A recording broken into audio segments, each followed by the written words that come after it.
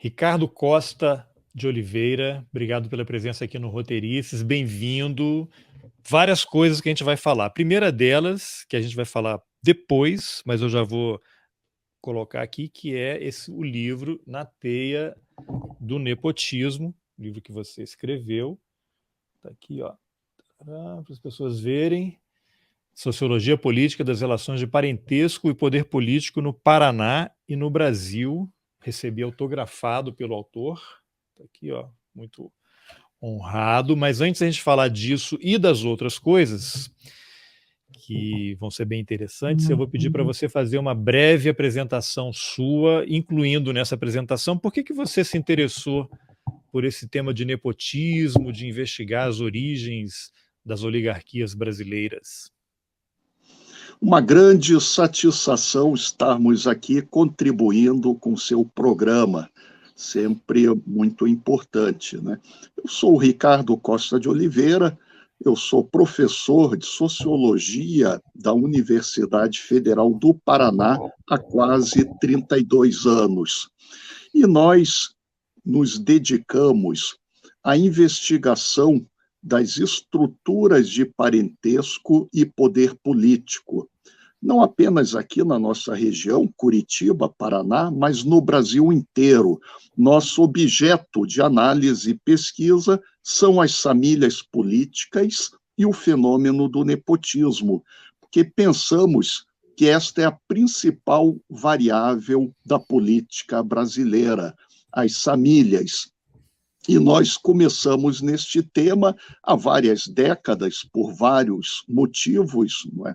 Desde questões também familiares, de origens, e também o acesso a uma rica literatura e referências, como o trabalho do professor Francisco Antônio Doria, Os Herdeiros do Poder.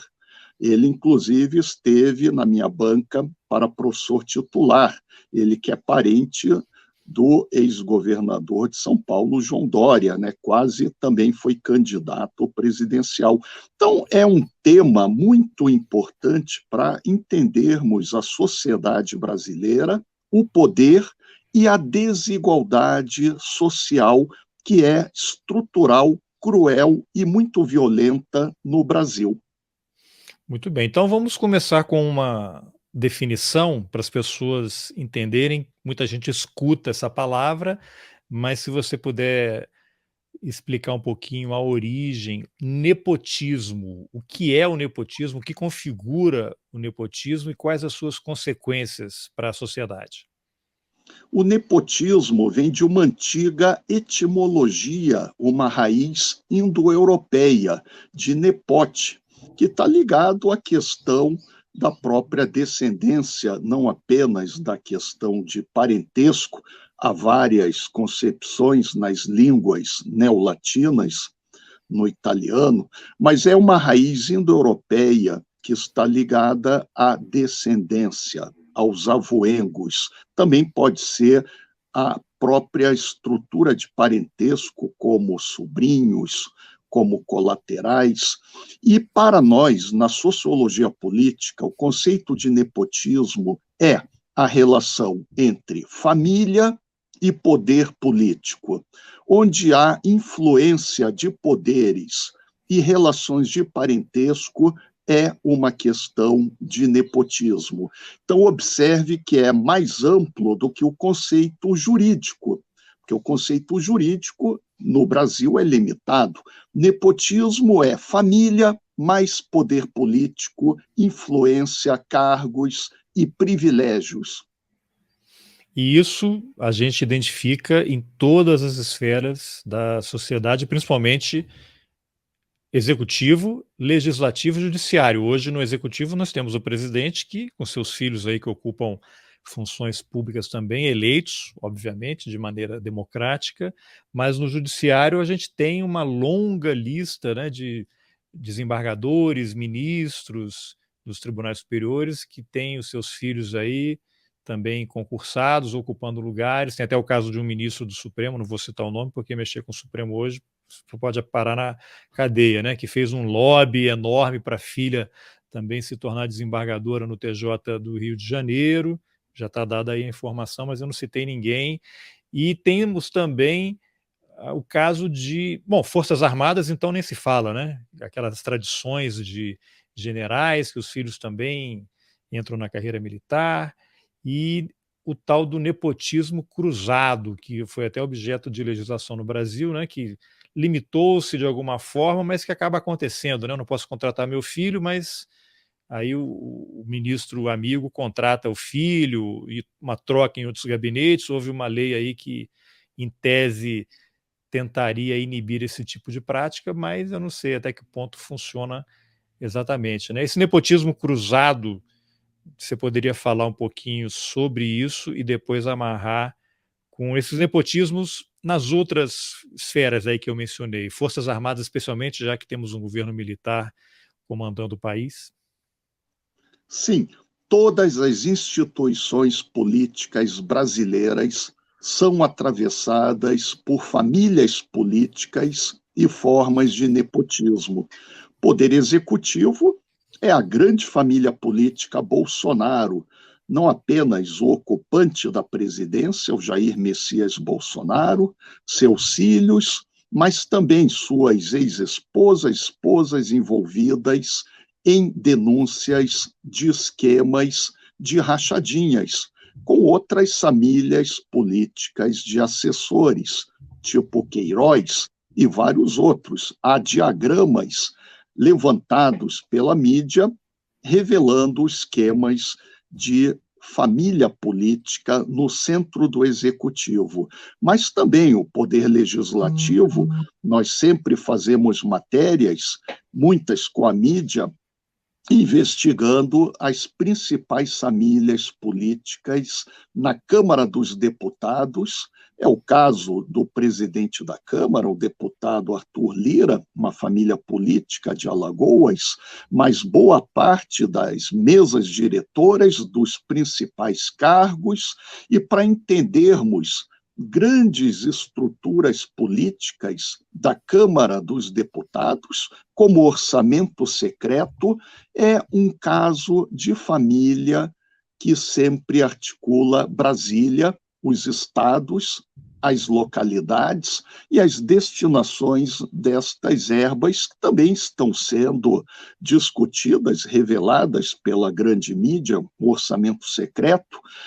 Temos um conjunto de famílias políticas na Câmara dos Deputados, deputados federais, algumas praticamente há 200 anos, outras algumas décadas, mas é um fenômeno nacional, de norte a sul do Brasil, de leste a oeste, de grandes municípios, de pequenos municípios, também no Senado, a estrutura do Senado, os senadores, mais 70% vêm de famílias políticas com parentescos em vários graus de poder.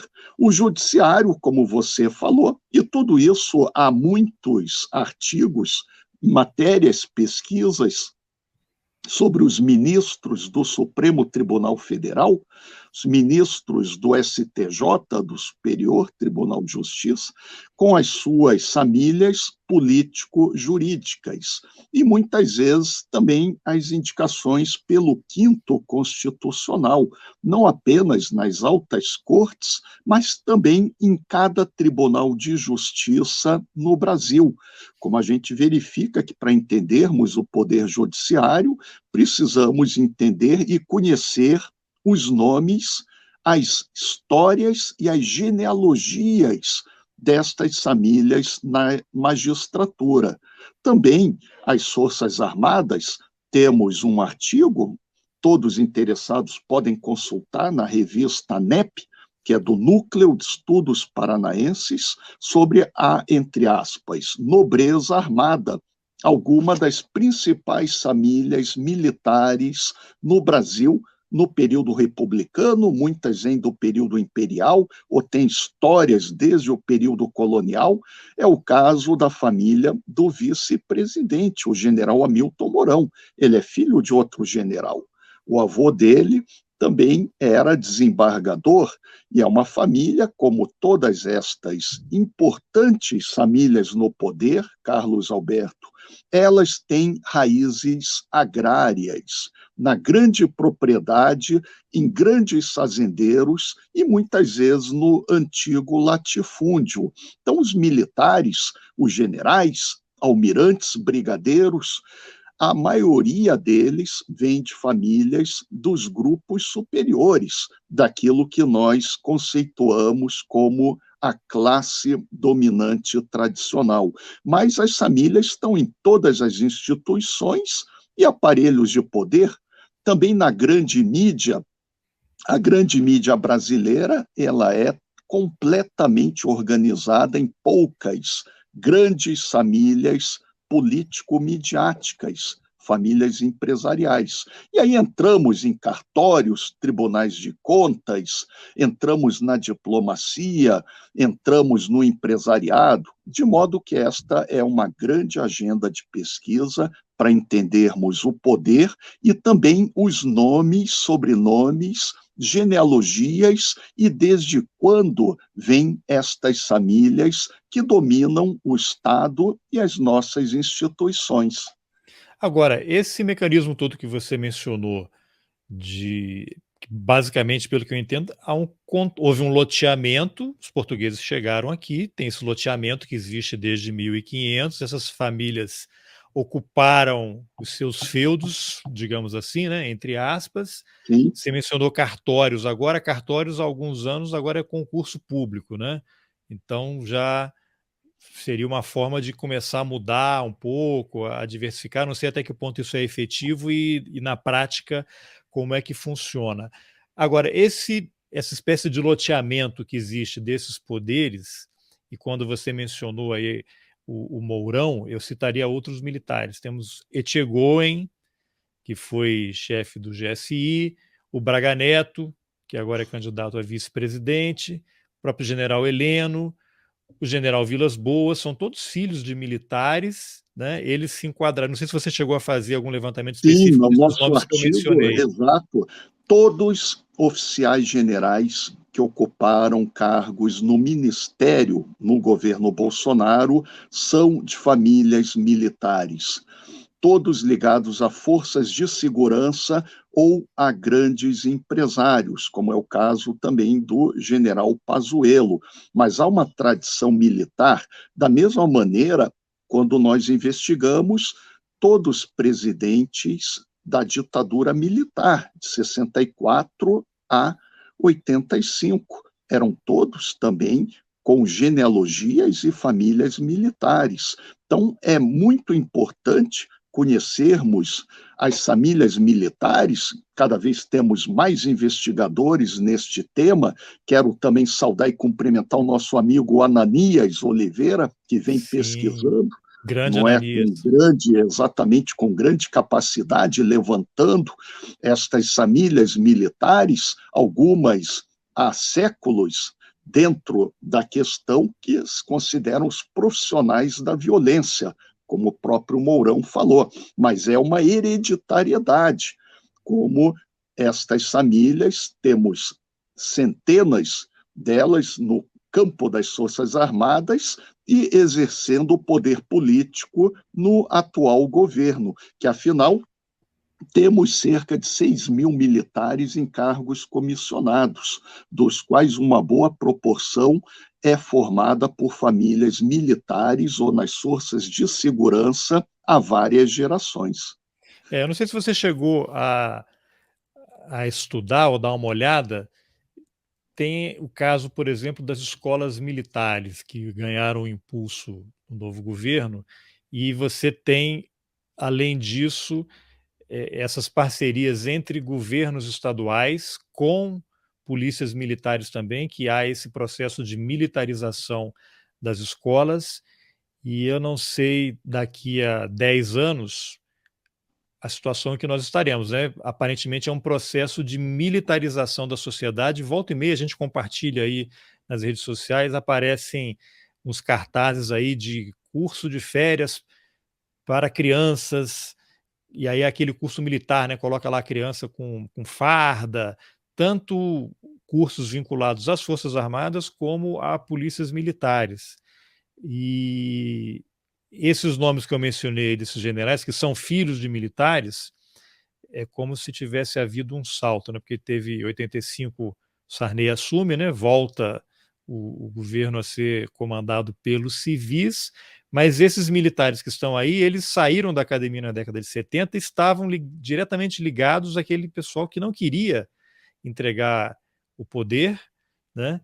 Então, de certa forma, isso foge um pouco à lógica de alternância, porque é um pessoal que vem de uma tradição familiar, cresceu em núcleos militares, né, uma tradição militar, cresceu, se desenvolveu e está agora numa forma de reprodução e de novas dinastias. Eu não sei se daria para fazer alguma reflexão sobre o impacto que esse crescimento de escolas militares pode ter nas gerações futuras em relação ao espaço que eles vão ocupar na sociedade brasileira, porque se tudo der certo, o Bolsonaro não será reeleito e os militares, em tese, voltarão para os quartéis. Mas isso é só parte da questão. Até o Marcelo Pimentel, que é um coronel da reserva, que a gente também se Sim, relaciona aí nas redes sociais, ele menciona isso de vez em quando, falando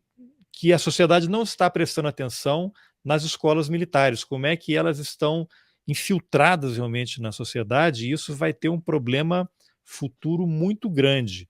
Eu não sei se isso entra de alguma forma ou esbarra de alguma forma nas suas pesquisas, se você poderia sim. comentar algo a Não, é respeito. uma questão decisiva, que é a própria escolarização dos militares. A atual geração no poder, ela entra nas Forças Armadas ou na escola preparatória, alguns nas academias, exatamente no auge da ditadura militar, no início dos anos 70. Então, eles tiveram um letramento numa proposta autoritária. E muitos, como vêm de famílias militares, herdam e reproduzem o que na sociologia se denomina o hábitos de classe militar, com uma visão de mundo autoritária, que era a visão do Brasil dos anos 70. Então é preciso, sim, uma pluralidade, uma diversificação, é preciso um aperfeiçoamento da cultura militar, dos valores militares, do respeito à democracia, ao poder civil. Em outras sociedades, este processo ocorreu em maior ou menor grau. O caso mais radical foi a própria Alemanha. Depois da derrota na Segunda Guerra Mundial, houve um programa muito sério de denazistificação do pensamento militar, das escolas militares, que afinal havia uma tradição prussiana que, em boa parte, conviveu com o nazismo. Mas também, na própria Espanha, houve uma desvinculação dos militares do franquismo, que foi uma ditadura extremamente atrasada e violenta, a guerra civil na Espanha, de modo a criarem uma geração de militares para a democracia, para a modernidade. Em Portugal também, depois do salazarismo, lá com o próprio movimento de Abril, os capitães de Abril, houve uma renovação, uma oxigenação.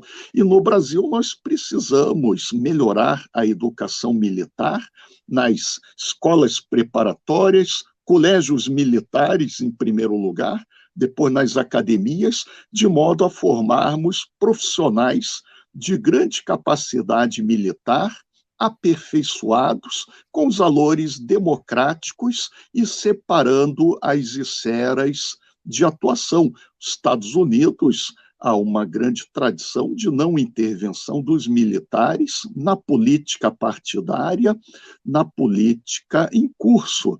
Também na Europa Ocidental. No Japão, a mesma questão.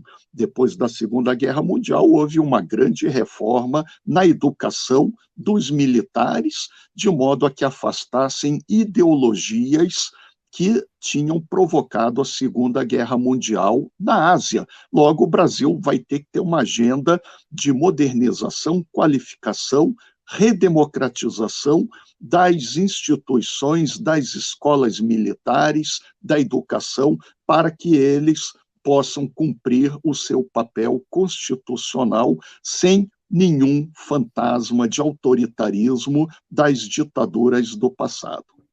Muito bem, vamos aguardar aí os próximos meses para ver se isso aí vai avançar ou recuar, né? E agora vamos entrar então aqui no tema, porque eu estava querendo te entrevistar há muito tempo por conta do seu livro, e aí, por causa da campanha eleitoral, eu tive uma ideia, propus e você aceitou imediatamente, que é a gente falar sobre a origem familiar dos principais candidatos à presidência da República, para a gente tentar entender quem são essas pessoas e de onde vieram e como é que a trajetória delas permite que elas estejam onde estão disputando o cargo mais importante aí do executivo. Então, talvez seja interessante a gente começar pelo líder nas pesquisas, que é o Lula, que é um personagem que já é parte da história recente do Brasil. Acho que dificilmente alguém que não conheça a história dele, mas talvez valha a gente refrescar um pouquinho a memória, até para usar o exemplo dele de em relação àquela palavra que os neoliberais adoram, né, meritocracia, mas o Lula ele sempre me parece aquela exceção que confirma a regra, né? Ah, mas está vendo, o cara que chegou à presidência, sim, mas isso daí é a comprovação de que está tudo errado, né? Porque ele não deveria ser a exceção. Então, o que você poderia comentar aí desse histórico e a trajetória do Lula? Sim, nós trabalhamos com a sociologia genealógica. Investigamos com a técnica de pesquisa da genealogia a origem das classes sociais, da etnicidade, a cor, o gênero. O caso do Lula é realmente um caso muito interessante, porque ele vem das camadas populares. E ele, na história de vida do Luiz Inácio Lula da Silva, ele passou por 3 grandes transformações, foram aquelas que a sociedade brasileira passou no final do século XX. Em primeiro lugar, é uma passagem do mundo rural, onde ele nasce, para o mundo urbano, urbano-industrial. Ele sai do interior de Pernambuco, da região de Caetés, Garanhuns, semiárido ou o agreste pernambucano, para São Paulo, para o ABC. Então, uma mudança rural-urbana.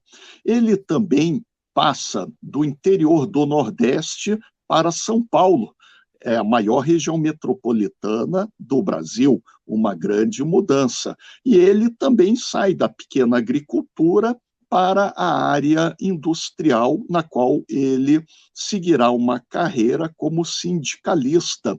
Então, são mudanças importantes. Mas a família toda do Lula, ela é de pequenos agricultores, alguns até sem terra, representando a camada popular rural nordestino-pernambucana do Brasil.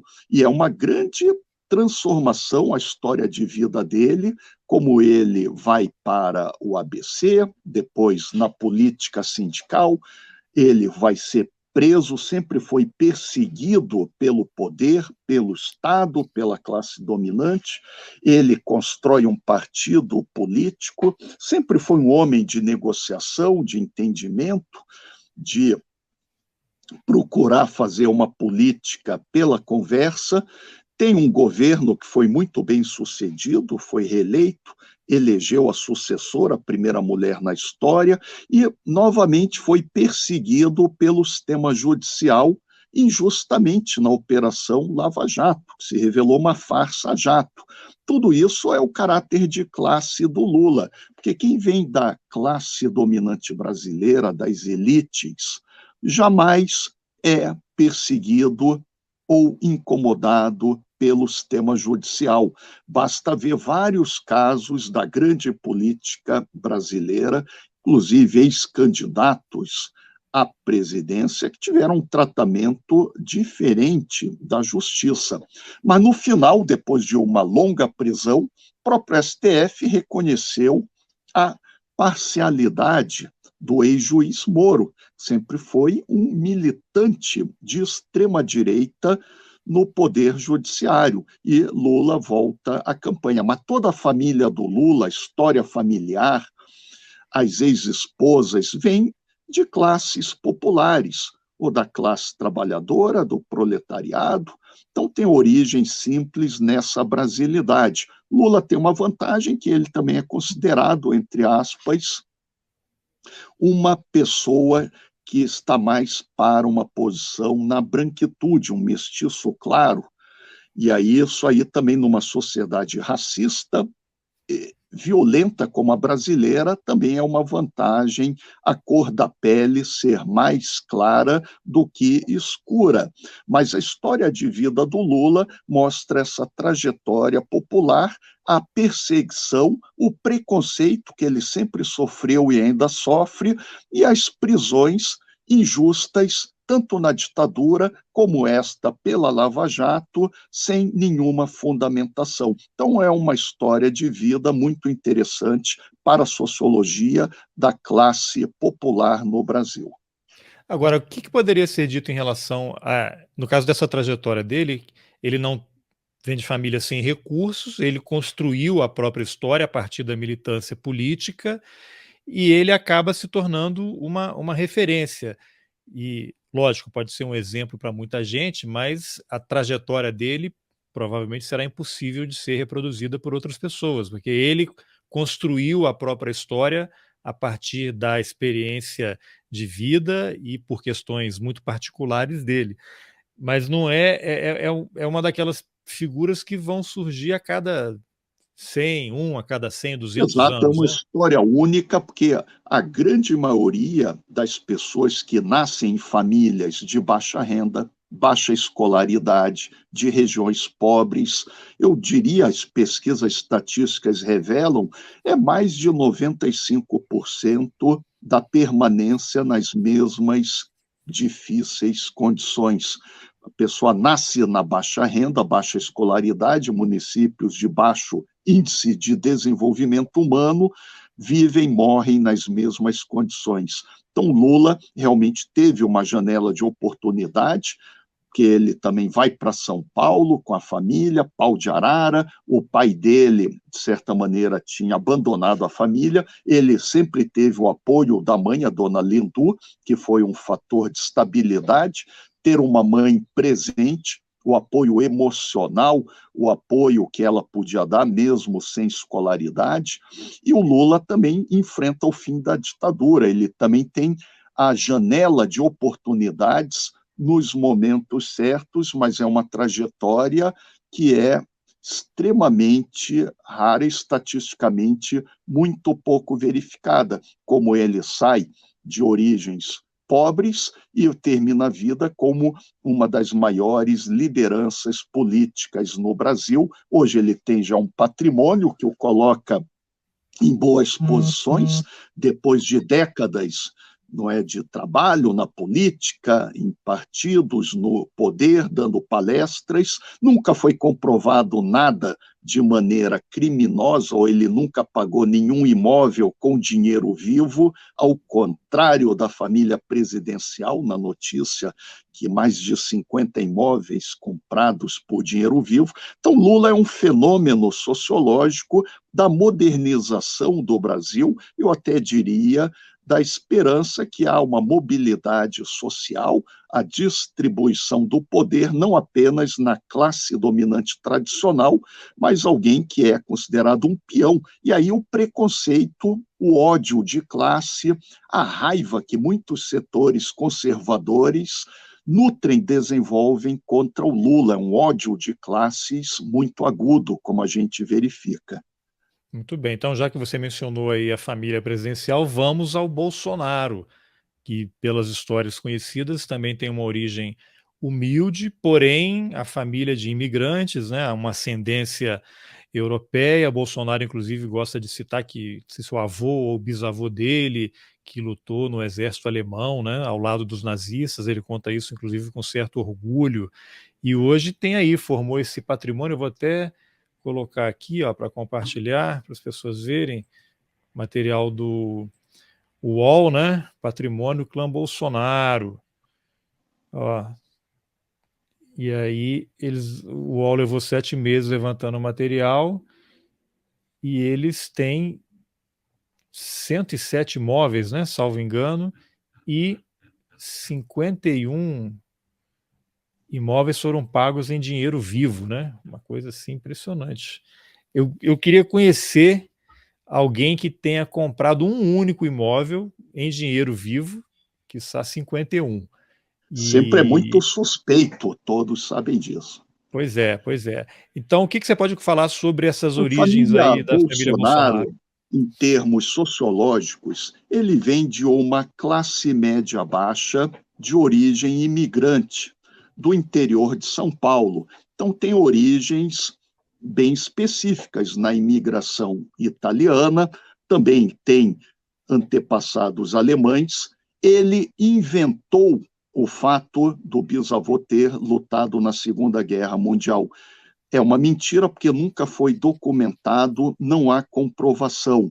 Então, muitos afirmam que seria uma história para ele impressionar os outros militares, uma vez que ele vinha de uma família de classe média baixa, aqui do Vale do Ribeira, quando o pai exercia atividades como protético informal na área odontológica. Então, sempre foi uma classe média baixa que lutou com muitas dificuldades nos anos 60 e 70, como todas as biografias do Jair Messias Bolsonaro apontam, que ele passava dificuldades, mas mesmo assim ele tinha capitais sociais que o qualificavam. Um deles é essa questão da etnicidade, da branquitude. Ser branco no Brasil, descendente de imigrantes mais ou menos recentes, é um valor positivo, porque quem é negro, ou de origem indígena, ou de origem mestiça,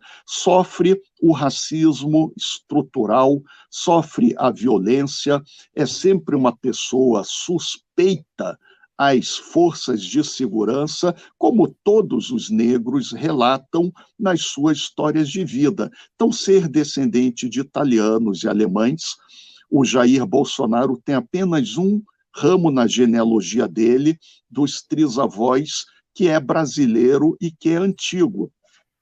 Então, ele tem apenas um ramo que está no Brasil no início do século XIX, em São Paulo, mas é basicamente uma genealogia de imigrantes, da branquitude.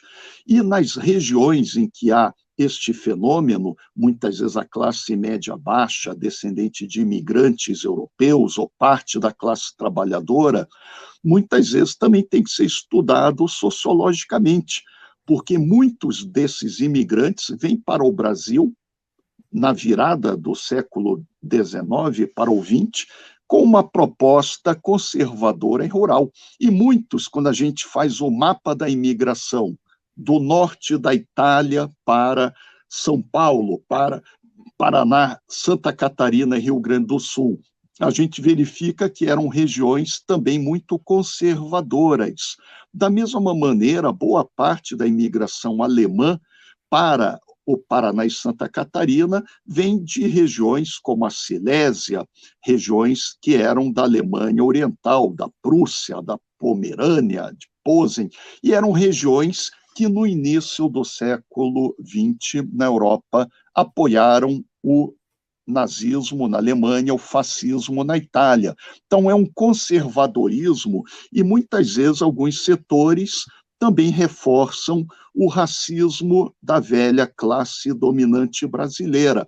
Esta proposta de embranquecimento do Brasil, feita no Império e na Primeira República, ela era uma proposta racista, porque os imigrantes conseguiam algumas vantagens de crédito, pequena propriedade rural, e muitas vezes eram fatores sociais negados aos negros, pretos, ex-escravizados e até hoje as populações indígenas e mestiças brasileiras. Então, há um mapa de uma correlação positiva entre branquitude e voto no Bolsonaro, no centro-sul do Brasil, como também é uma proposta que representa uma visão de mundo muitas vezes conservadora, como há também, é claro, sempre uma heterogeneidade. Mas o Jair Bolsonaro sempre se preocupou que ele ganhava pouco. Quando ele foi lançado em rede nacional pela revista Veja, em 1986, ele ganhou uma matéria de página inteira com o título "O salário está baixo", em que ele já reclamava, e no próprio Exército, todos os biógrafos comentam as atitudes dele, que ele sempre foi muito ambicioso, queria subir na vida econômica e muitas vezes dentro do vale tudo. Logo, é uma questão interessante, porque o Bolsonaro vem de uma classe média baixa, mas em termos de etnicidade, da imigração italiana e alemã, e ele tem valores conservadores e que na Europa, as regiões de origem, no Vêneto, norte da Itália, as origens da família Bolsonaro, muitas vezes é uma cultura autoritária que produziu o fascismo italiano na primeira metade do século XX, como muitos imigrantes alemães associados ao nazismo até a derrota na guerra. E o que é importante do Jair Bolsonaro, que em mais de 40 anos ele forma a maior família política na presidência da República de toda a história, que ele tem um filho no Senado, um filho deputado federal, um filho vereador no Rio de Janeiro, já tem o quarto filho, Renan, também fazendo lobby político, tem as suas ex-esposas, tem famílias de assessores, então nem na República Velha houve uma presidência da República com tamanha presença de parentescos e relações de família e poder, como na contemporaneidade com a família Bolsonaro, mostrando que ele é um emergente, mas ele reproduz a cultura da sociologia do nepotismo, como ele mesmo fala, para os filhos vale tudo, e como eles entram nas instituições e reproduzem com bastante capacidade ofensiva. Daria para dizer, então, que o Bolsonaro ele inaugurou, então ele conseguiu, digamos assim, acesso ao grupo de elite, né, ao grupo A, e agora inicia uma nova geração, o clã Bolsonaro, que não fazia parte da vida nacional, uma família de classe média baixa, classe média, e o Bolsonaro, Jair Bolsonaro, ele inaugura, a família dele agora passa a ocupar, os filhos já estão enfronhados em todas as esferas da administração pública, com negócios também no setor privado, e agora a família Bolsonaro entra nesse ideário de família, de nepotismo, isso que a gente está falando aí esse tempo todo. Ele inaugura, então, uma Exatamente. geração. Ele inaugura, ele cria, é o fundador de uma nova dinastia política no Brasil. Ele que organiza a ocupação de importantes poderes com a família presidencial. E aí todas as denúncias que a grande mídia revela de rachadinhas, de negócios que seriam ilícitos, que estão sendo lentamente investigados, sem a pressa do que ocorreu, por exemplo, com o Lula, em que a justiça, sistema judicial, acelerou, atropelou prazos e calendários. Com a família Bolsonaro, é o contrário, há uma má vontade, uma lentidão na investigação. Mas o fato é que a família Bolsonaro, com o Flávio, o Eduardo, Carlos, o Jair Renan, a filha ainda é muito nova, né, a menina, ele cria uma nova dinastia política, mostrando a nossa tese já há várias décadas, que a política brasileira sempre foi negócio de famílias e o parentesco vale mais que partido político. Tanto que o Jair Bolsonaro trocou de partido. Ele estava num partido na eleição passada, em 2018, e agora, em 22, concorre em outro partido. Porque, para eles, o partido político não é uma instituição importante. O que é importante e decisivo é a lealdade, a solidariedade familiar na ocupação do poder e das instituições no executivo e no legislativo. Então, realmente, família Bolsonaro hoje é a família número 1 em termos de poder, de capacidade de intervenção no Estado, e é uma família que já constrói as novas gerações. É curioso porque o Bolsonaro, ele ficou a maior parte do mandato sem partido. O partido realmente não é importante. Ele só se filiou ao PL porque ele precisava concorrer. Se não precisasse, se pudesse concorrer Exato. como E um ele candidato poderia sem até sair partido, avulso. independente, ele não precisaria de partido nenhum, né? Exato, que partido político não importa para as famílias políticas. O que importa é a família, o parentesco, isso que é o que faz a lógica do poder-nação deles. Agora você mencionou uma coisa interessante aí de imigrantes e negros. Eu vou colocar aqui um vídeo, vou até tirar o áudio aqui para você poder escutar. E aí depois vou fazer um pequeno ajuste aqui para poder jogar isso aqui no ar. Peraí. Que é um vídeo curtinho de uma pessoa chamada Adolfo Saxida, que vem a ser o ministro de Minas e Energia, mas antes ele dava aulas, né, pela internet. Então eu vou só mudar o áudio aqui para ver, botar o microfone mais perto para você poder escutar. Se você não estiver ouvindo, me avisa, hein? Vamos ouvir e depois a gente comenta.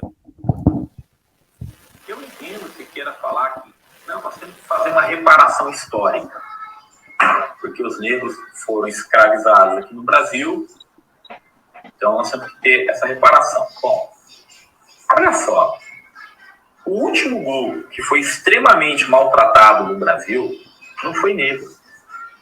O último grupo que levou pancada pra caramba no Brasil foram alemães, italianos e japoneses. É difícil você argumentar que 200 anos depois do final da escravidão existe uma dívida histórica.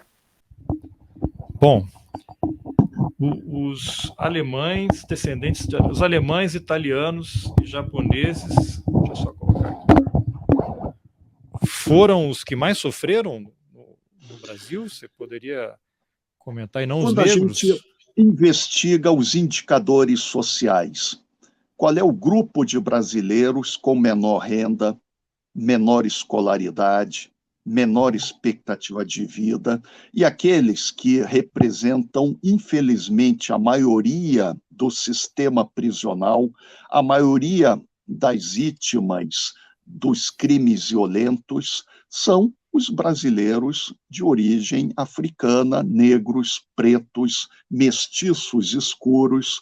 O racismo estrutural, quando a gente vê a baixíssima representação dos brasileiros negros em todas as nossas instituições de poder. Quantos negros no Senado, na Câmara dos Deputados, no STF, na oficialidade, nos generais das Forças Armadas, quantos negros nos tribunais de contas, nos cartórios, quantos negros donos da grande mídia ou do grande empresariado, do grande agronegócio. Então, a resposta está aí. Como eles formam a maioria da população brasileira e são vítimas, principalmente pela má educação, que foi o pior fracasso do desgoverno Bolsonaro, a educação. Ele mesmo reconheceu no debate. Tivemos aí 5 ministros da educação desqualificados. Então, sem educação, como é que uma família, uma criança de origem popular negra vai pensar em mobilidade social, em qualificação, em promoção humana quando a educação é destruída? E os brasileiros na imigração alemã, italiana, japonesa tiveram apenas a questão durante a Segunda Guerra Mundial, quando estas línguas, principalmente aqui na região sul, elas foram proibidas para que a língua nacional fosse a língua da educação, a língua das comunicações, lembrando para os brasileiros de outras regiões que nós tínhamos aqui cidades no sul do Brasil em que a maioria era de imigrantes estrangeiros. Os brasileiros, em algumas cidades, eles eram uma pequena minoria. Então, houve, durante a ditadura do Estado Novo, com Getúlio Vargas, a campanha de nacionalização, mas não se compara a séculos da brutalidade da escravização, do massacre, do genocídio humano contra africanos, que foi a escravidão, tráfico atlântico, e o genocídio indígena, e são genocídios que até hoje continuam quando milhares de brasileiros da classe trabalhadora, da periferia, são mortos em massacres pela polícia, em massacres na Amazônia, nas regiões periféricas. Então, tudo deve ser pensado de maneira científica e objetiva, com indicadores sociais, com estatísticas que tragam a verdade social e não ideologias como a deste ministro, que infelizmente está muito desinformado sobre quem são os excluídos, os mais pobres, os menos escolarizados e as vítimas da violência estatal no Brasil, como os brasileiros de origem negra, indígena e os mestiços escuros mais pobres. Quando eu vejo esse vídeo, eu sempre fico pensando, mas como é que ele pôde ter se tornado ministro, apesar dessa fala? Aí eu me dou conta, não, é por causa dessa fala, provavelmente, que ele No atual está governo, onde está. o presidente da Fundação Palmares, com posições equivocadas, desagradando a luta pela igualdade racial, e é exatamente aquilo que a gente precisa. O mais importante no Brasil é aprimorarmos a nossa educação. E quando a gente vê esse último Enem, que é um grande teste de acesso ao ensino superior, a gente vê que caiu pela metade o número de jovens tentando o Enem. Então, é a destruição do sonho do curso superior para os brasileiros pobres. E a pobreza no Brasil, todos os sociólogos sabem, ela tem cor negra e tem gênero, as mulheres, como há uma desigualdade social, enquanto os de cima, a classe dominante, vive de hereditariedades, escolaridade elite, melhores pensões, aposentadorias, como as filhas dos militares, ganham heranças das gerações anteriores em termos de terras, imóveis urbanos, propriedades, joias. Então, tudo isso são mecanismos sociais que promovem a exclusão a cada geração. E por isso que o Brasil é uma das sociedades mais desiguais no mundo inteiro. Há um instrumento indicador que é o índice de Gini, mede a desigualdade social, e o Brasil apresenta alguns dos piores resultados, porque não tem escola pública, não tem promoção, não tem taxação sobre grandes fortunas a cada geração. Eles fazem exatamente um jogo que é muito brutal e cruel com a maioria do povo brasileiro. E este desgoverno Bolsonaro piorou todos os índices sociais, na educação, na saúde, voltou a concentrar renda, voltou a deterioração do poder aquisitivo da população mais pobre e trabalhadora. Bem, então vamos agora ao Ciro Gomes, que é uma figura que está aí na 4ª campanha para se tornar presidente. Vamos ver se ele consegue chegar ao fim da campanha com 7% ou 6%, né? Vamos ver o que você poderia falar sobre as origens da família Gomes, ele é paulista, né? O Ciro Gomes, ele nasce em São Paulo, mas a genealogia, a família dele é toda de Sobral, do Ceará. E é um estudo de caso muito interessante, porque porque ela é a típica família da classe dominante tradicional do poder local. É um fenômeno que encontramos em todas as antigas cidades brasileiras. Aquelas famílias que dominam o poder local há várias gerações. E aí nós temos a genealogia da família Ferreira Gomes, ao longo de mais de 200 anos no Ceará. Então, o Ciro, ele é filho de um pai que foi prefeito. A família dele, Ferreira Gomes, já teve vários cargos de poder em Sobral, na prefeitura, no poder local, no governo do Ceará, no Senado. Então, ela é uma célula local da classe dominante tradicional. Isso é muito importante, porque quem vem dessas origens superiores sempre traz uma cultura dessas famílias do poder. Muitas vezes essa cultura ela se traduz até no discurso, no vocabulário, por certa arrogância, ou em relação a como eles pensam, hábitos de classe em relação às mulheres, que o Ciro já teve várias passagens e frases, depois ele se desculpou, mas é da origem de classe dele, em relação à inferiorização das mulheres. E quando ele fala, parece o hábitos de classe. Esta semana falou sobre a favela, que quem está na favela não teria um entendimento da economia ou de relações mais elaboradas, o que não é verdade.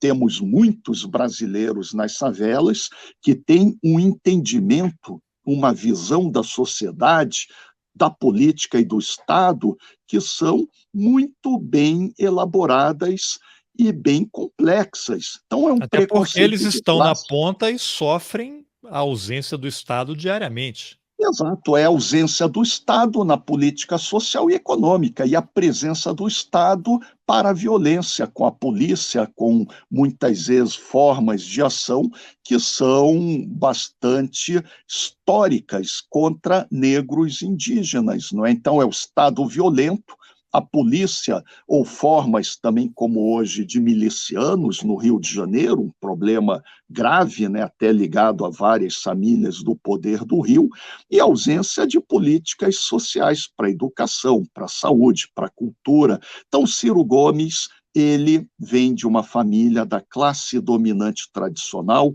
uma das maiores oligarquias do Ceará de Sobral, e como em Sobral, cada cidade brasileira tem essas famílias que a gente verifica, por exemplo, nomes dos logradouros, nomes de ruas, de avenidas, de praças, de hospitais, de aeroportos. Então, Ciro, ele representa esta elite política familiar tradicional. E ele passa sempre a imagem que ele seria um predestinado ao poder político, predestinado à presidência pelo nascimento, pelo berço, porque ele internaliza posições de uma família política muito antiga. Então, ele se acha, como vários outros, nascidos para o poder e para mandar no Brasil. É isto que nós temos como leitura de várias destas situações.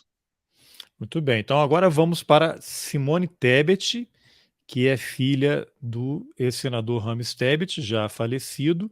Inclusive, Antônio Carlos Magalhães, senador pela Bahia, cunhou a expressão, né, rábula do Pantanal, né, porque teve um problema lá com o Rames Tebet, mas a Simone vem com esse discurso também de mudança, do novo, não do novo do Partido Novo, mas até ela acho que cometeu um equívoco dizendo que seria a primeira mulher candidata, né, mas já tivemos uma presidente que foi eleita e reeleita e sofreu um golpe, né, Dilma acabou pegando várias coisas, a primeira, né, a ser eleita, reeleita e a sofreu um golpe.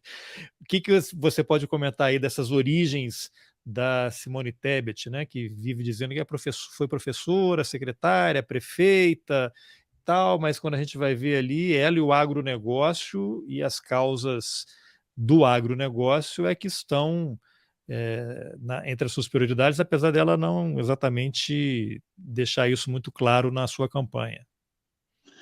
Exato, a Simone Tebet, ela vem de uma família política cujo pai exerceu vários cargos políticos no seu estado, Mato Grosso do Sul, também no Senado, presidência do Congresso. Então, era um homem extremamente poderoso e importante. E ela é um produto deste nepotismo sociológico.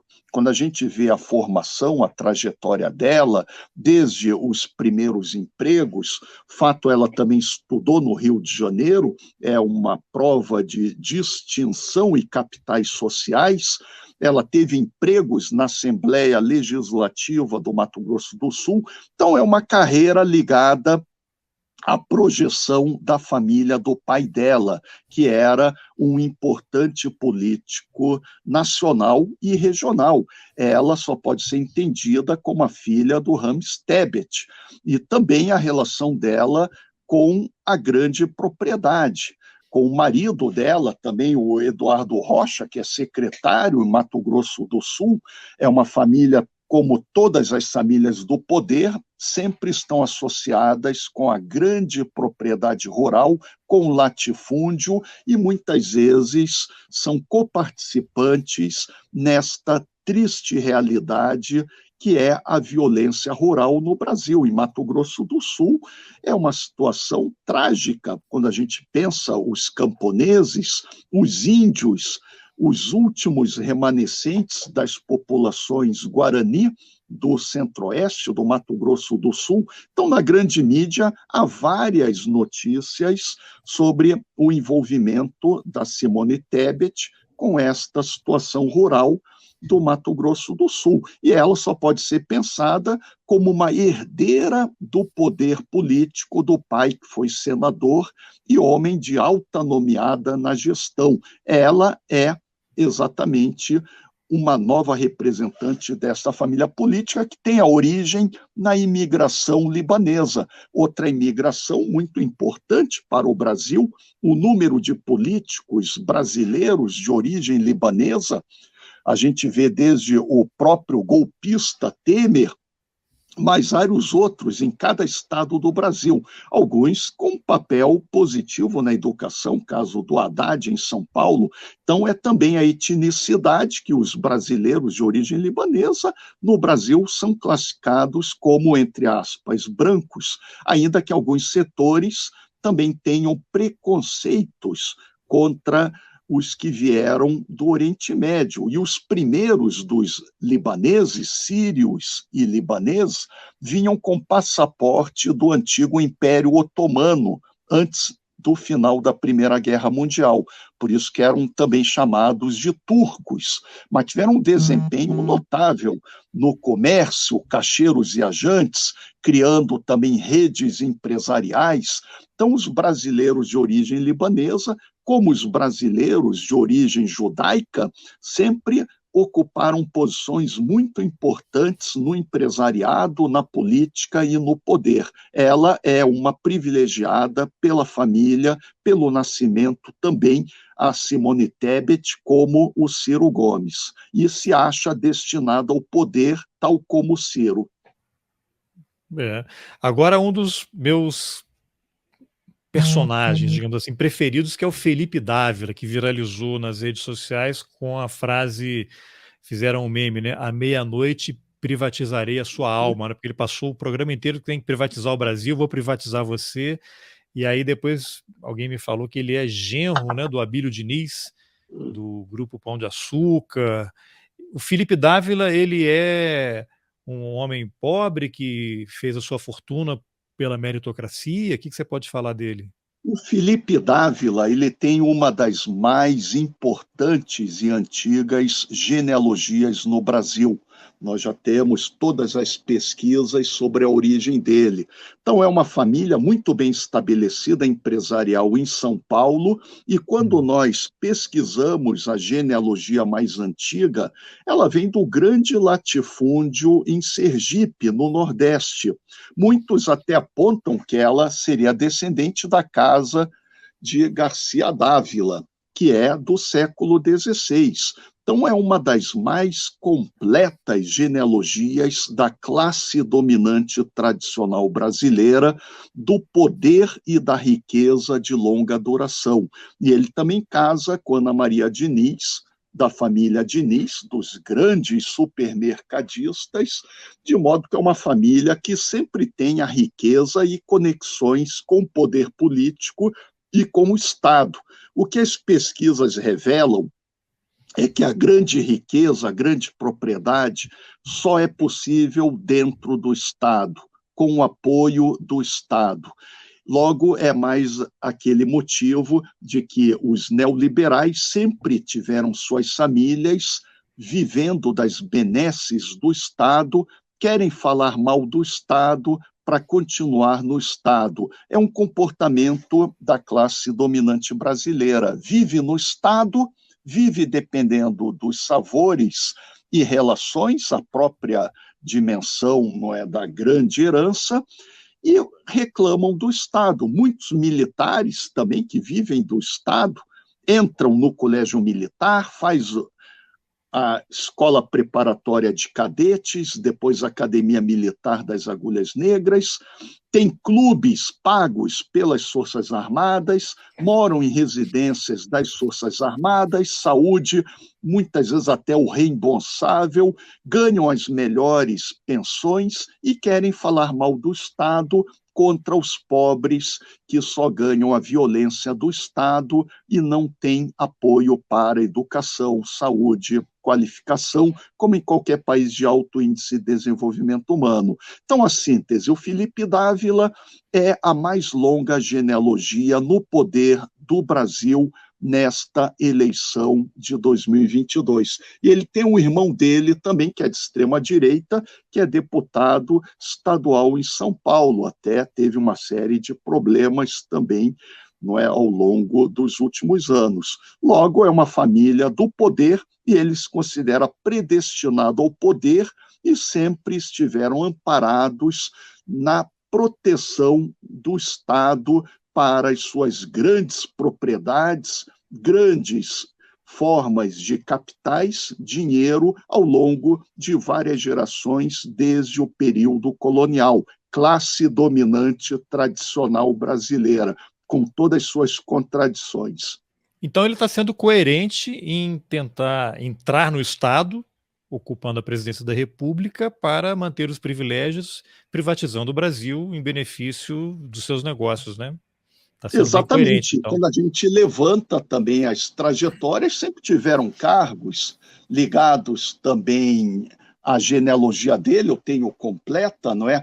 Ele é neto também materno, deputado federal João Pacheco Chaves, que foi presidente do Instituto Brasileiro do Café, ex-secretário da Agricultura e Abastecimento em São Paulo, bisneto de Jorge Pacheco Chaves, foi prefeito de Piracicaba, em São Paulo, e aí casado com as principais famílias quatrocentonas de São Paulo. Então, ele é um quatrocentão de Sergipe, pelo lado Ávila, e em São Paulo pega as principais famílias do poder político paulista do século XX e XIX, os quatrocentões, como assim são chamados em São Paulo, e sempre com cargos no Estado e passagens pelo Estado. Então, quando alguém fala que não tem relação com o Estado, não é a verdade social e política da genealogia dele, sempre acoplada por dentro do Estado, em vários dos antepassados do Felipe Dávila. Muito bem. Esse daí eu achei bem interessante. Agora, vamos falar da candidata. Esse ano tem várias candidatas, né? A senadora Soraya Tronic, acho que é assim que fala, né? Do Mato Isso. Grosso, eu não sei a origem desse sobrenome aqui, qual é. Não sei se é a família que foi do Sul, lá naquela expansão da fronteira agrícola no Centro-Oeste. E acho que ela até fez foto já para a campanha para senadora com arma, alguma coisa, vi alguma coisa sobre isso. Mas o que você pode falar com ela? Ela que está associada ao Marco Sintra, né, que é aquele eterno defensor do imposto único no Brasil, e o Lula até fez uma piada, né? Bom, eu conheço há 30 anos ele tem esse projeto, nem o partido dele acredita, né? Nunca quiseram colocar em funcionamento, mas tudo bem. O que as suas pesquisas nos revelam sobre a Soraya? Exatamente. Quando a gente vê a Soraya Tronic, vem do Mato Grosso do Sul. Ela teve o avô, que era o Tronic, imigrante alemão. O pai, ele É Mato Grosso faleceu do Sul, não Mato precocemente. Grosso. Eu Mato falei Grosso errado, do então. Sul, Mato Grosso Tá. do Sul. Mas era o antigo Mato Grosso, é claro, Sim. antes da divisão, né? E a família dela, o nome completo dela é Soraya Vieira Tronic.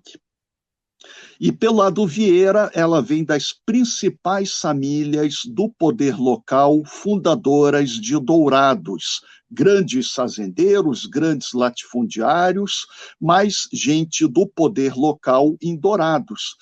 Isso quer dizer que ela também tem uma genealogia antiga, quando a gente vê os avós, bisavós, os trisavós, muitos eram do Rio Grande do Sul, sempre ligados ao poder político, ao poder estatal. Então, pela própria imagem dela, ela também é uma pessoa que representa aquela síntese, não é um avô imigrante alemão, mas os outros avós eram de famílias brasileiras, fazendeiras, do poder político estabelecido no que se torna Mato Grosso do Sul e Dourados. Então, a Soraya, ela tem as características. E o marido dela também é um empresário do ramo de redes moteleiras, que muitas vezes alguns questionam se fosse uma candidata conservadora. E ela, na eleição de 2018, era extremamente bolsonarista naquela cultura de armas, que mostrava ostensivamente armamentos, quando o que o Brasil precisa é de educação, de livros, de paz. Nós não precisamos de armas, que o Brasil já é muito violento. Então, a Soraya Vieira Tronic também é mais uma bem-nascida, que tem uma família com bastante riqueza, posições no Mato Grosso há várias gerações. E o Marcos Sintra também é interessante, este candidato economista, né? Ele já teve cargos políticos, já foi vereador, mas o nome completo dele é Marcos Sintra Cavalcante de Albuquerque, que é uma das mais importantes famílias políticas na genealogia brasileira, Cavalcante de Albuquerque, com ramos no poder desde a fundação de Pernambuco, das capitanias hereditárias. Então, é mais um brasileiro da classe dominante tradicional mais antiga do Brasil e de Pernambuco. Mas um Marcos Sintra, self-made Cavalcante de man, Albuquerque. self-made man meritocrata, né? Uma categoria Quer assim dizer, bem. exatamente, tem aí quase 500 anos de família, poder político e Inclusive riqueza por ele trás estava dele. na Receita Federal aqui no governo Bolsonaro e foi demitido, né? Porque andou falando umas coisas que o Bolsonaro não gostou. E enfim, já que você mencionou, eu mencionei, você deu o detalhe dele, que é candidato a vice da Soraya Tronic, a gente acabou não falando do Alckmin, né? Que é uma figura muito importante, né? Que você chegou a levantar no Sim, passado, o assim, Alckmin alguma coisa do desde as Alckmin? eleições passadas. O Alckmin também vem de uma tradicional família política de São Paulo, do Vale do Paraíba, não é? Uma família também que vem do período colonial. É também um grupo ligado à classe dominante, também vínculos com o poder estabelecido em São Paulo, também com a Igreja Católica. Então é interessante que ele mostra que o Lula sempre procura o acordo, a negociação, a integração.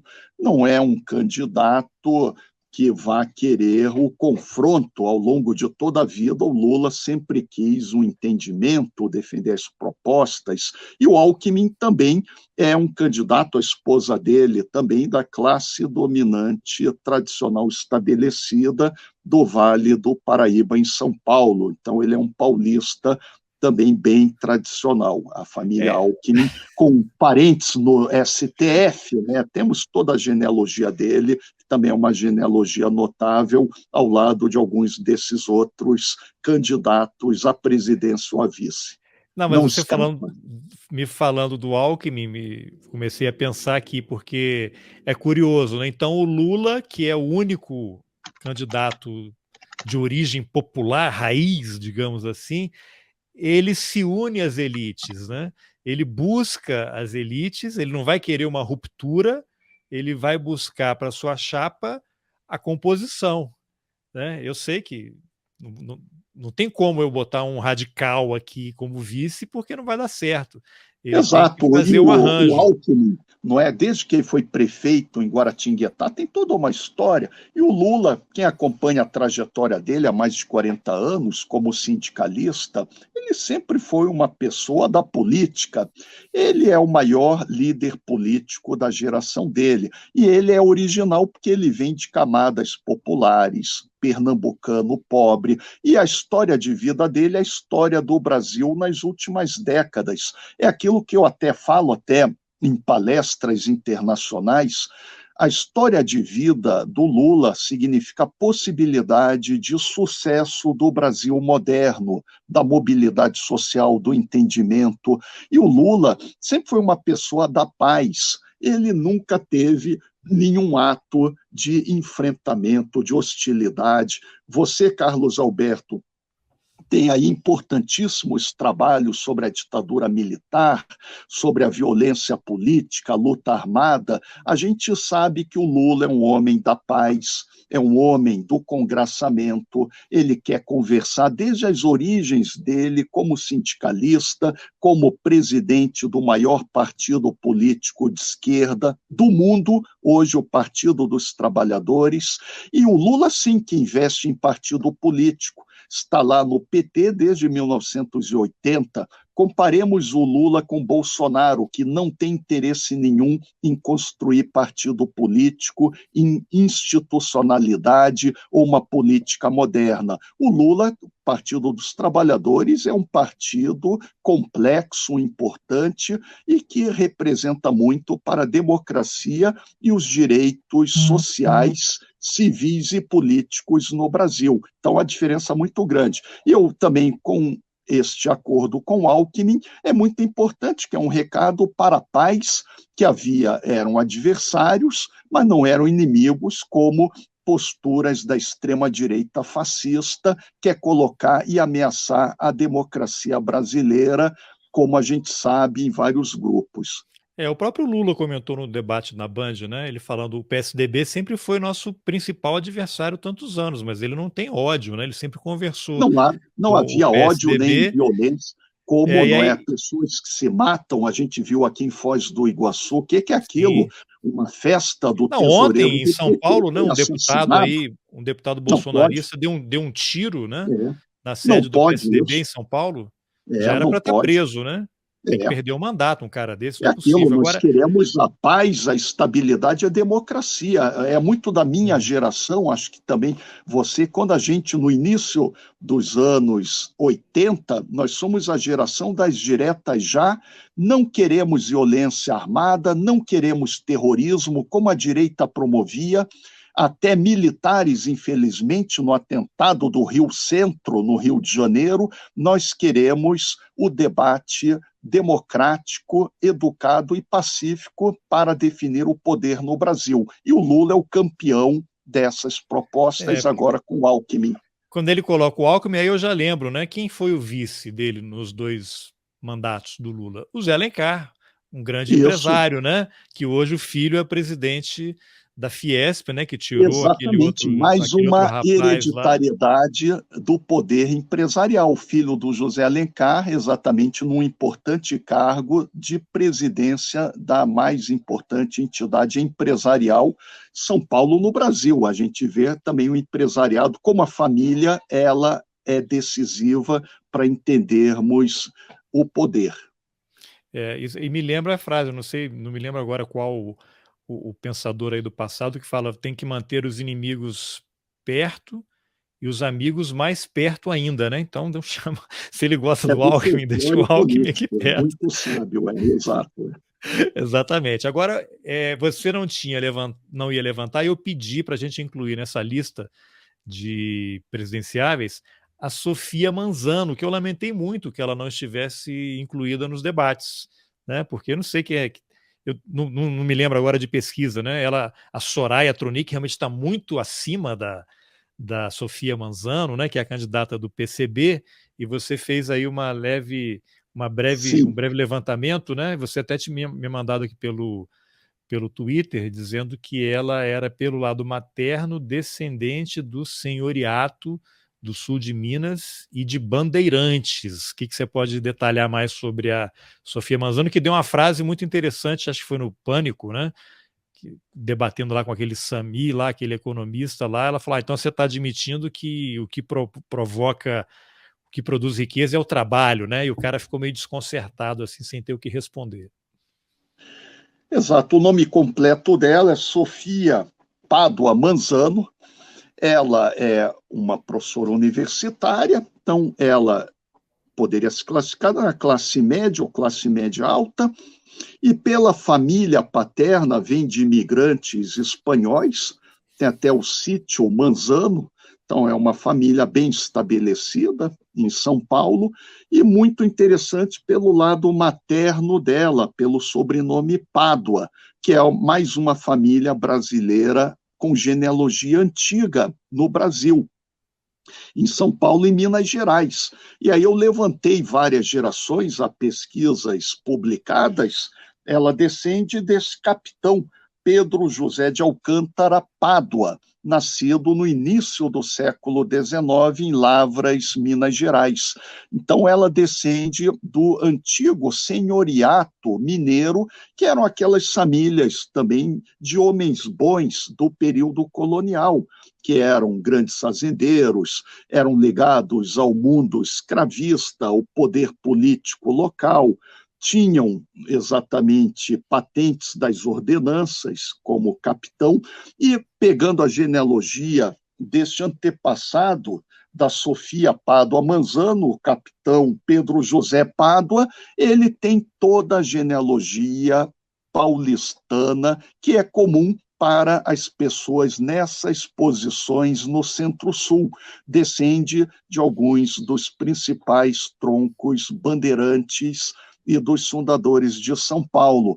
Então, ela é uma pessoa classificada no Brasil como branca, professora universitária, e tem uma genealogia com capitais sociais pelo lado materno nas famílias do senhoriato de Minas Gerais. E é bastante significativo, então, porque ela também é uma pessoa bem nascida quando a gente pensa a sociedade brasileira, com boa educação, professora universitária e uma genealogia conhecida como as famílias brasileiras antigas, que eram de classe média alta, que todas compartilham antepassados no senhoriato escravista e no Centro-Sul, nos bandeirantes, como em Pernambuco, na Bahia também os senhores de engenho. Então, é uma continuidade, uma sequência genealógica que a habilita a ter exatamente posições superiores à candidata então, Sofia ela é Pádua Manzano. A gente pode dizer que ela é uma tradicional descendente da família de bem do século XVII.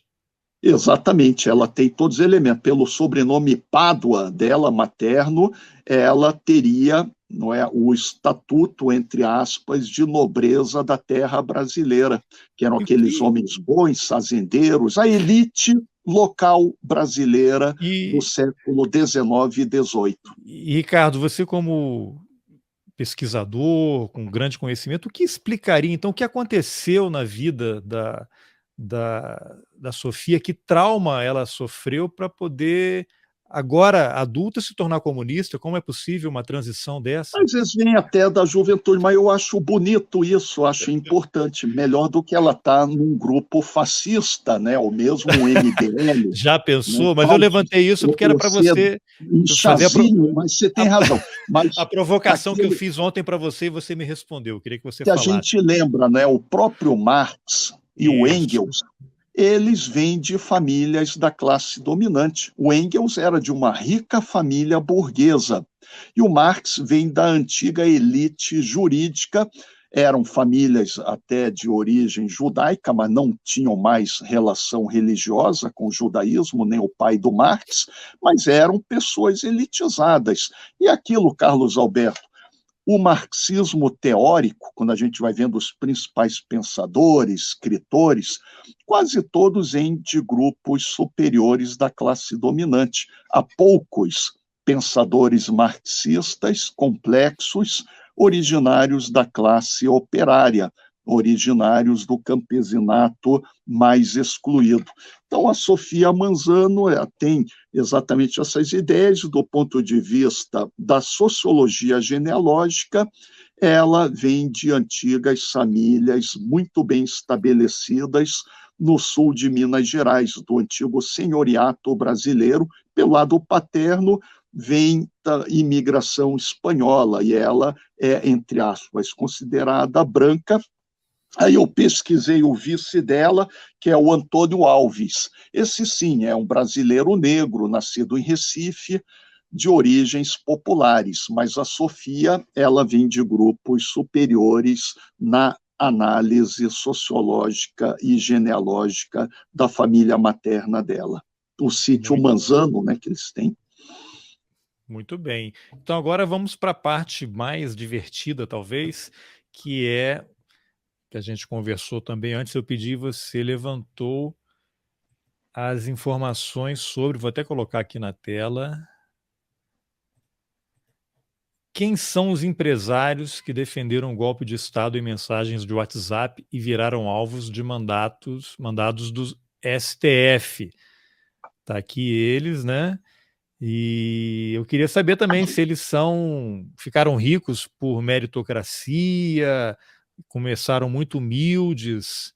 O Luciano Hang aqui, ó, esse aqui talvez seja um exemplo mais interessante aí para a gente começar. Ele, pelo que eu li, ele começou com uma lojinha, né, lá no interior do estado, de Santa Catarina, e hoje é dono desse império e está enrolado aí com o Alexandre de Moraes, né? Então, o que você pode falar desse grupo de empresários e do Luciano Hang? Eu fiz uma análise de todos eles. Em primeiro lugar, o elemento comum, que é uma prosopografia, que é o rosto coletivo. Todos eles são brancos, tiveram também acessos às oportunidades para prosperarem, se tornarem grandes empresários. O caso do Luciano Hang acompanha muito a história social de muitos comerciantes que vêm da imigração europeia em Santa Catarina, que Santa Catarina é o estado que eu conheço muito, a minha família paterna é originária, é o estado brasileiro que teve a maior distribuição de propriedade em função da imigração europeia. Você tem várias regiões e municípios com um peso muito grande na pequena e média propriedade. Quando o imigrante chegava no Brasil, se tornava pequeno proprietário, tinha acesso a escolas que os próprios imigrantes organizavam. Então, é uma proposta de inclusão social, de cidadania, que em outras regiões brasileiras, com maior presença do latifúndio e da escravidão, eram muito mais cruéis. Mas Santa Catarina também tinha escravidão, não é? Tinha quilombolas. Muito importante sempre lembrar dos negros indígenas em Santa Catarina. Mas o Luciano Hang, ele é um empresário que constrói a sua fortuna sempre ligado em esquemas no Estado, na política. Ele também sempre fez política para o crescimento das suas atividades empresariais. E ele sempre teve vários problemas bem conhecidos na grande mídia com a justiça, agora novamente com o Alexandre de Moraes, com a justiça que está sendo discutida aí pela matéria.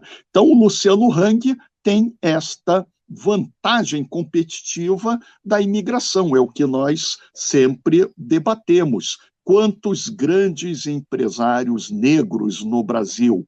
Pouquíssimos.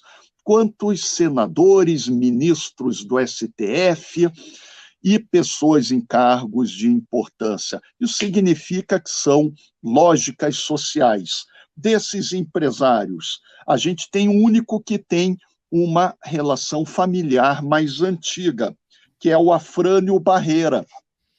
Ele começa os negócios da Coco Bambu exatamente numa grande casa, uma mansão que era do avô paterno dele, o Raimundo Pinheiro Barreira. Então, esse já é bem nascido na classe média alta, já vem de uma família com capitais sociais.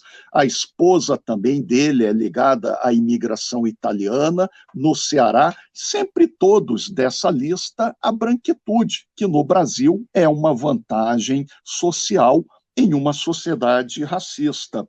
Outros também empresários fazem parte da importante comunidade judaica brasileira, que é uma importante comunidade presente em todas as instituições, no poder político e empresarial. Aí nós temos o caso, não é, desses empresários, o Meir Joseph Nigri, da Tecnisa, foi até cumprimentado quando Augusto Aras assumiu na PGR. Você encontra várias matérias.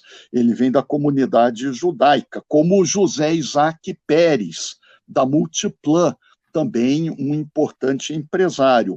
E o Ivan Vrobel, também da W3 Engenharia. Ele falou que até tinha tido problemas na ditadura militar quando estava no IME. Os três são da nossa importante comunidade judaica. Como tem judeus de direita, tem alguns judeus de esquerda. Então é uma comunidade heterogênea, mas os judeus formam redes políticas e empresariais com muita organização, muito poder político, estão presentes em todas as instituições. Pelo número deles, é uma comunidade muito bem representada na política brasileira. Temos também o José Cury, que é do Barra World Shopping, até estava também na lista de WhatsApps com denúncias sobre a questão da ditadura. Temos o Luiz André Tissot, do Grupo Sierra, lá de Gramado, Rio Grande do Sul, e um caso também chama atenção, porque é bem curioso, interessante, é o Marco Aurélio Raimundo, da Mormai, ou seja, ligado ao surf, ligado às atividades esportivas, seriam jovens, mas mostrou uma mentalidade política conservadora neste grupo. Ele que é do Rio Grande do Sul, da medicina, mas está lá no litoral de Santa Catarina, que é muito melhor que o litoral gaúcho, né? Quem conhece sabe que o litoral gaúcho é só areal, de Torres para o sul, e o bom litoral, as boas praias, estão de Torres, Santa Catarina, para o norte. Então, como é que pode um jovem que foi surfista, um empresário bem-sucedido, um médico, está numa lista que foi investigada por denúncias de golpismo, e aí cabe à justiça apurar e investigar se eles cometeram crimes, se eles estão numa formação de quadrilha, se eles estão atentando contra o Estado democrático de direito. O fato é que o ministro Alexandre de Moraes, ele é muito sério, e ele não admite ameaças, formas de banditismo, formas de golpismo, formas de violência contra a soberania popular a ser exercida nas eleições livres deste ano. E as urnas eletrônicas são muito confiáveis, de alta qualidade, e é exatamente o choro de perdedores, sabem no voto livre, vão perder e querem inventar mentiras, fake news contra as urnas, nesta cultura do golpismo que deve estar superada no Brasil. Sociedade brasileira quer democracia, paz, convivência, não quer mais golpismo, não quer mais militares trogloditas, não quer empresários golpistas por aí. Esta é a lição que fica. Muito bem. Então, para a gente encerrar aqui, não sei se você quer acrescentar alguma coisa aí desses personagens. Não, eu acho que Não, é né? aquilo, a síntese, né? Sempre devemos investigar o indivíduo, a família, a genealogia, para entendermos a sociedade, as classes sociais, a etnicidade, o racismo, o gênero, como as mulheres sempre são também vítimas de preconceitos e assédios, e também entendermos a profunda desigualdade social brasileira, que ela é hereditária, de longa duração, e é formada pela violência e pelo massacre e descaso da educação. O futuro do Brasil está na educação pública de qualidade, na inclusão social, na distribuição de renda. Então, fizemos um bom balanço, achei também bem interessante, e sempre, como eu falei no início, nepotismo, famílias políticas, é uma pesquisa sempre em andamento, atualizada, porque sempre se reproduz no Poder Executivo, no Legislativo, no Judiciário, nas Forças Armadas, na mídia, no empresariado, e sempre devemos considerar a principal variável da análise política no Brasil, como nós debatemos de maneira bastante significativa ao longo aí deste debate. Muito bem, então está aqui de novo na tela aí o seu livro, Na Teia do Nepotismo, que eu tenho ele aqui comigo, mas ele não está disponível aí, pelo menos na Amazon. Ele está esgotado, quem quiser O livro está comprar... esgotado, está nas bibliotecas, como tem tanta gente importante citada, não é? Ele deve ser para o especialista, para os estudiosos, para quem quer conhecer o Brasil real e como a nossa política é, lamentavelmente, negócio de famílias, como a família Bolsonaro, uma grande família política em cima das nossas instituições, que é um grande atraso político para uma sociedade, um Estado como o Brasil. Muito bem. Então, eu recomendo a leitura Na Teia do Nepotismo, mas se alguém quiser... E temos, Carlos Alberto, permita, muitos Claro. sites, como o meu nome, Ricardo Costa de Oliveira, entrem lá no academia.edu. Disponibilizamos artigos, livros, textos de reflexão. Também temos a nossa revista NEP, Núcleo de Estudos Paranaenses, que tem várias genealogias do Executivo, Legislativo, Judiciário, aí lá damos os nomes e sobrenomes dos ministros, do STF, alguns do STJ, temos artigos sobre militares e hereditariedade, as famílias dos oficiais generais, que sempre ficam em poucos militares. É uma diferença muito grande no Brasil entre oficiais e praças, com genealogias muito diferentes. Até o Lima Barreto, num dos seus textos, falou que parece que os oficiais das Forças Armadas eram de um país e praças de outro país. Tanto que o termo cadete vem da antiga formação, que era escolarização da nobreza.